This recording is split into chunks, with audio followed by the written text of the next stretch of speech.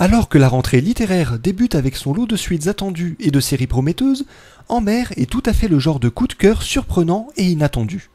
Au rythme d'une case par page, ce petit format nous conte la vie d'un colosse, poète en manque d'inspiration mais rêvant d'être publié un jour, kidnappé pour servir de matelot dans un navire en route pour Hong Kong. Il se frotte alors à la dure réalité de la vie en mer. L'auteur nous livre un magnifique voyage maritime, raconté et dessiné avec délicatesse et poésie, ce qui en fait une œuvre très touchante à ne surtout pas manquer. En 2010, nous avons été très nombreux à être conquis par Zombillenium, la nouvelle bande dessinée d'Arthur de Pince.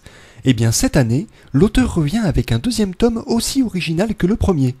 L'histoire a toujours pour cadre le parc d'attractions éponyme où tous les employés ont la particularité d'être des démons, des zombies ou toute autre sorte de monstres effrayants, ayant pour seul objectif de distraire les clients qui y viennent.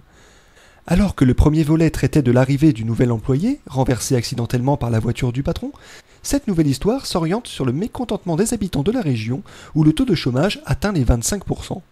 Difficile dans ce contexte de ne pas être la cible de menaces, voire pire, lorsque l'on n'embauche que des morts.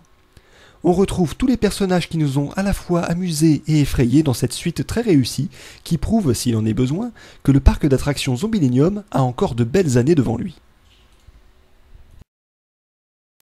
À tous les vénards qui ont déjà eu la chance de lire les 2 premiers tomes de la série Le Grand Siècle, sachez que le 3e volet, que nous attendions tous avec impatience, est enfin paru. Cet album, qui nous replonge à l'époque de Louis XIV, est tout aussi efficace que les précédents et nous réserve de nombreuses révélations sur l'énorme complot qui promet des heures sombres au royaume de France. Une histoire qui a commencé lors du premier épisode par le meurtre programmé du chevalier de Beaumont et de sa famille, et surtout par l'arrivée de Alphonse, humble manouvrier qui passait par là. Sous l'effet de l'alcool ingurgité la veille, celui-ci trouva la force de sauver le fils du chevalier aux grandes dames des assassins. Avec une intrigue palpitante, des personnages crédibles et attachants et un dessin sublime surfant entre du Loisel et du Laufray, Le Grand Siècle est sans aucun doute la bande dessinée d'aventure par excellence. Comme à l'accoutumée, nous vous proposons un petit panorama de ce qui devrait sortir cette semaine.